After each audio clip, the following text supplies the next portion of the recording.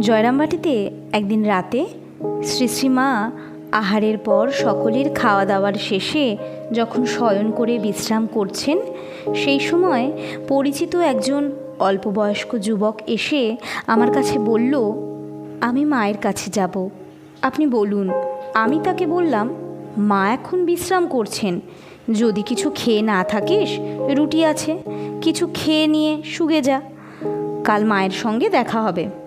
কিন্তু সে জেদ ধরল যে মায়ের প্রসাদ না পেলে কিছুই খাবে না।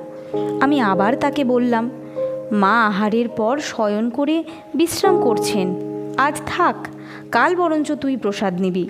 সে কিছুতেই নিবৃত্ত হলো না। শ্রী শ্রীমা এটা শুনে অত্যন্ত বিরক্তির সাথে বললেন, ওকে সকালেই বিদায় করে দিও, ওর মুখ যেন আর না দেখি। এই বলে একটা রুটির টুকরো মুখে দিয়ে প্রসাদ করে দিলেন। যুবকটি রুটি খেয়ে রাত্রে শয়ন করল।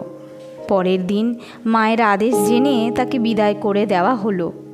দুঃখের বিষয়, তার আর শ্রী শ্রীমায়ের কাছে আসবার সুযোগ হয়নি। পরে বিকৃত মস্তিষ্ক হয়ে পাগলামি করে বেড়াতো। লিখছেন কিশোরী মহারাজ, স্বামী পরমেশ্বরানন্দজি মহারাজ। আলোর সন্ধানে, গল্পে গল্পে তত্ত্বকথা। ভিডিওটি ভালো লাগলে লাইক কমেন্ট করে জানাবেন। শেয়ার করার অনুরোধ রইল সকলের সাথে। ধন্যবাদ।